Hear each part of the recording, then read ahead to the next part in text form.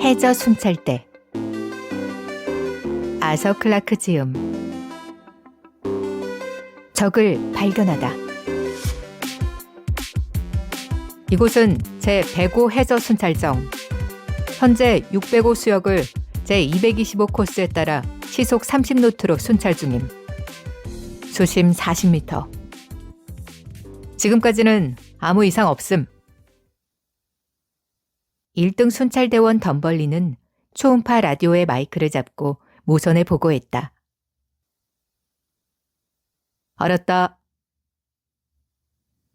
모선에서 곧 회답이 왔다. 덤벌리는 마이크를 본래 자리에 놓고 다시 눈앞에 있는 수중 레이더의 파란 스크린을 바라보았다. 찾고 있는 것은 아무데도 없었다.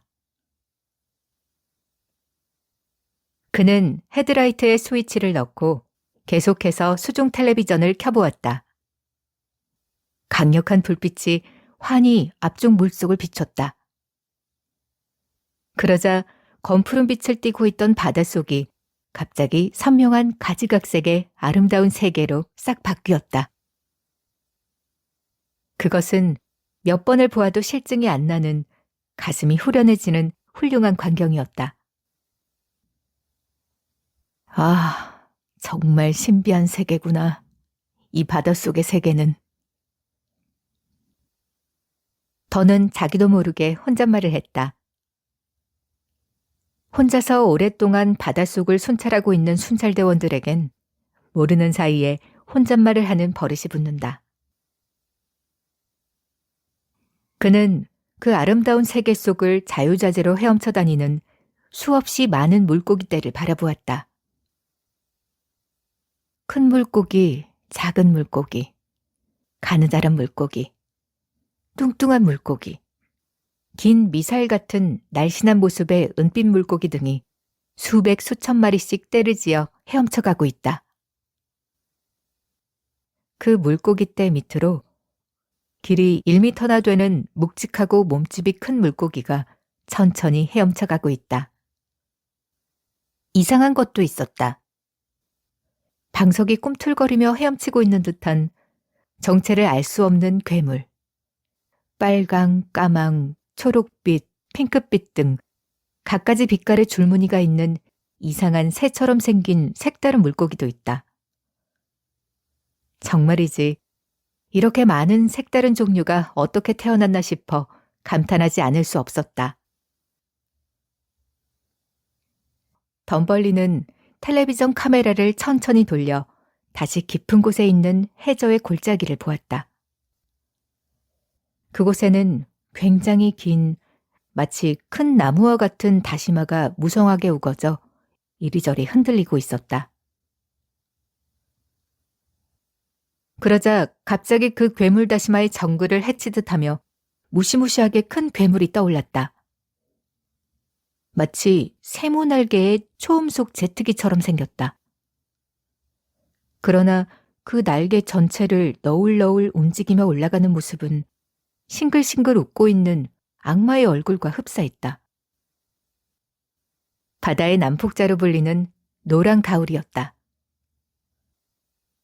물고기들은 곧 줄에서 벗어나 앞을 다투어 도망쳤다. 그러나 더는 곧 그 노란 가울이로부터 텔레비전 카메라를 돌리고 말았다.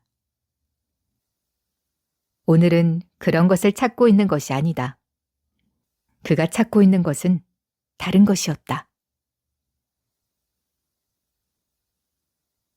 더는 다시 수중 레이더 스크린으로 눈을 돌렸다. 이번에는 스크린에 큰 초록빛 줄무늬가 나타났다. 그것은 수중 레이더의 초음파가 뭔가 큰 물고기떼에 닿아 되돌아오는 반사의 표지였다. 더는 그것이 무엇인지 금방 알았다. 고래였다. 수십 마리의 고래가 천천히 이동하고 있는 것이다. 그 순간 던의 눈이 번쩍 빛났다. 그 고래떼의 바로 아래쪽에서 아주 작지만 속력이 빠른 또 하나의 반사가 계속 다가오는 것이 보인 것이다. 역시 있었군.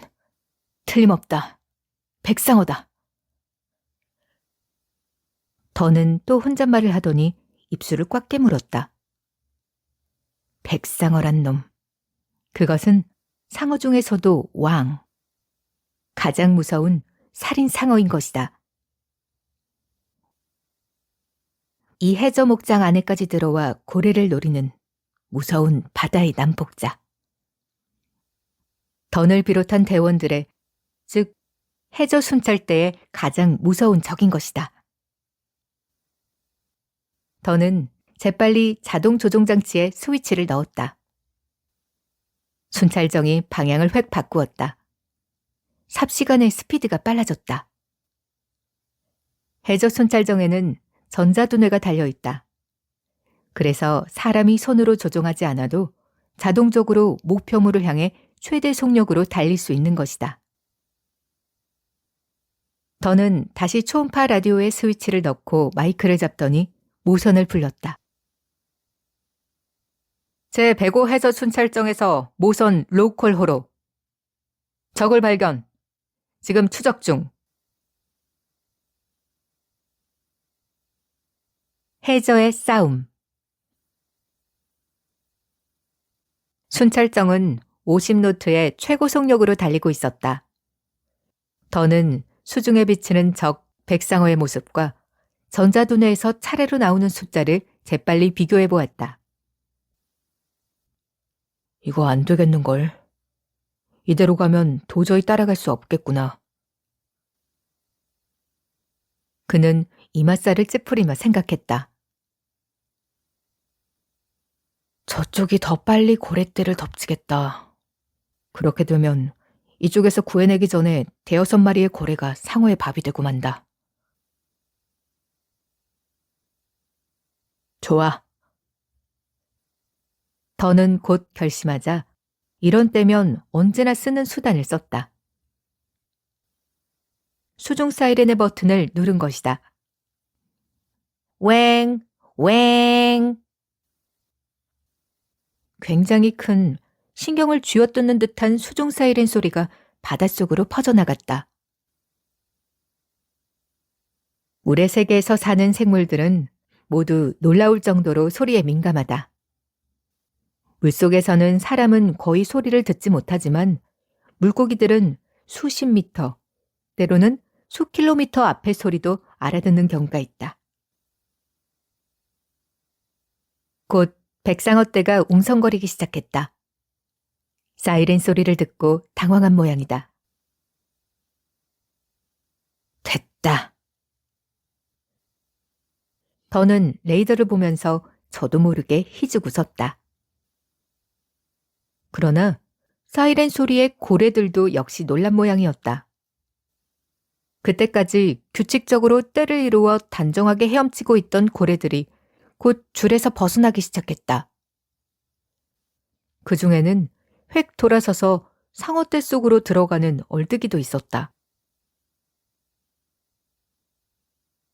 던의 해저 순찰정은 고물에서 제트를 뿜어내며 허둥거리고 있는 상어와 고래떼의 한복판을 향해 달려갔다.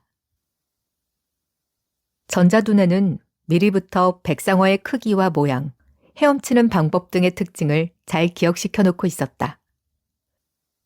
가장 가까이 있는 상어 한 마리에 자동적으로 겨냥을 하면 찰싹부터 절대로 떨어지지 않는다. 상어가 위로 도망치면 위로, 아래로 도망치면 아래로, 오른쪽으로 도망가면 오른쪽으로 자동적으로 방향을 바꾼다. 더는 그때마다 몹시 휘둘렸다. 좌석에 몸을 밴드로 묶지 않았다면 어디론가 내팽개쳐졌을 것이다. 순찰정은 곧 한 마리의 특히 큰 백상어의 뒤를 쫓아갔다. 10미터나 되는 어마어마하게 큰 놈이다. 더는 수중미사일의 버튼을 눌렀다. 순찰정의 아래쪽에서 로켓형의 끝이 날카로운 수중미사일이 무서운 거품과 함께 발사되었다. 미사일은 100노트에 가까운 아주 빠른 스피드로 물속을 돌진했다. 몸에 위험을 느낀 백상어가 몸을 꿈틀거리며 도망치려는 모습이 텔레비전 스크린에 분명히 비쳤다. 그러나 수중 미사일은 한 번 노린 것은 절대로 놓치지 않는다. 미사일은 오른쪽으로 왼쪽으로 도망쳐 다니는 상어를 금세 따라잡았다. 백상어의 배에 미사일이 박혔다. 미사일 안에는 독한 독약이 장치되어 있으므로 명중하면 그 독약이 자동적으로 상어의 몸속에 주사되는 것이다. 상어는 아파서 미친 듯이 날뛴다. 더는 재빨리 조종을 수동으로 바꾸어 날뛰는 상어 곁을 지나갔다. 만일 그 거대한 상어 꼬리로 한 대 얻어맞으면 작은 순찰정은 어디론가 날아가 버리고 만다. 더는 곧 다음 것을 노렸다. 그러나 백상어는 벌써 100m 앞을 떼지어 도망치는 중이었다. 더는 계속 스피드를 내어 그 무리를 쫓아가며 이번에는 로켓 어뢰를 발사했다. 로켓 어뢰는 은빛으로 반짝이며 도망가는 상어떼를 삽시간에 따라잡았다. 따라잡는가 했더니 갑자기 번쩍 빛나며 폭발했다. 깡! 무딘 충격이 전해져 왔다. 명중이다. 백상어떼는 흰 거품에 쌓여 보이지 않게 되었다. 더는 주의 깊게 보고 있었으나 거품이 꺼진 뒤에는 이미 상어의 모습은 사라지고 없었다. 레이더를 돌려보았으나 상어로부터의 반사음은 이제 돌아오지 않았다. 그 대신 순찰정 바로 옆을 어미고래가 아기고래를 데리고 재빨리 도망가는 모습이 수중 텔레비전에 비쳤다. 고래는 물론 이 강철 괴물을 탄 사람이 자기네들의 목숨을 구해준 줄은 전혀 모르는 것이다. 괜찮아. 잘 자라라 고래야. 더는 희죽 웃고 입버릇이 된 혼잣말을 하더니 밸러스트 탱크 속에 물을 내보내어 해면으로 떠올랐다. 해상은 조용했다. 더는 해치를 열고 머리를 작은 사령탑에서 내밀어 보았다. 구름 한 점 없이 맑게 갠 날씨였다. 그리고 끝없는 태평양이 아주 넓고 크고 웅대하게 굽이치며 펼쳐져 있었다. 그 굽이침 속에 마치 전복된 보트 같은 시커먼 것이 대여섯 개 뿌글거리며 떠 있었다. 아까 던이 죽인 백상어의 시체였다. 작은 것은 길이 5m, 큰 것은 10m나 된다. 뻐끔 벌린 입으로 들쑥날쑥난 무서운 이가 드러나 보였다. 바다의 살인자의 가엾은 최후의 모습이다. 더는 그 무참한 시체를 보고 있으니까 언제나 그렇듯이 상어들이 불쌍하게 느껴졌다. 나쁘게 생각하지 마라, 상어들아. 그는 시체를 향해 살그머니 타이르듯이 말했다. 그리고 마음속으로 생각했다. 우리가 고생해가며 열심히 키우고 있는 고래를 너희들의 밥이 되게 할 수는 없단다. 고래는 지금 세계에 70억에 이르는 사람들의 중요한 식량이니까. 이번에 다시 태어나게 되면 다른 것으로, 가능하면 사람으로 태어나도록 하여라.